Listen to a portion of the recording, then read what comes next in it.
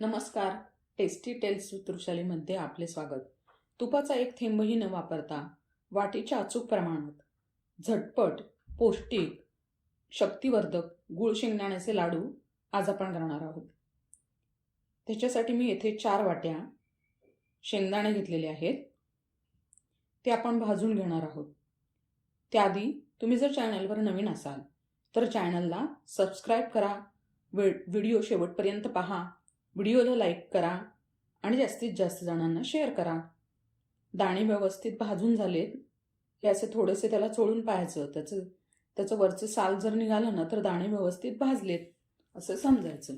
दाणा आता एका परातीमध्ये काढून घेऊयात, थोडेसे गार होऊन देऊयात.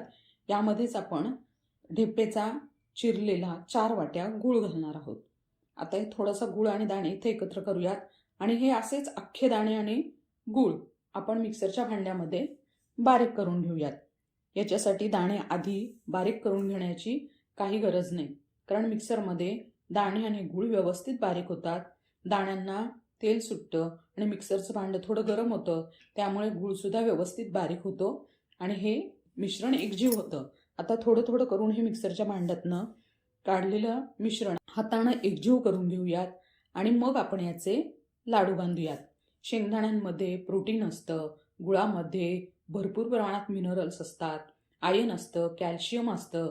त्यामुळं हे असे पौष्टिक, आरोग्यदायी, शक्तिवर्धक लाडू आपल्या घरामध्ये लहानांपासून वृद्धांपर्यंत सर्वजण खाऊ शकतात.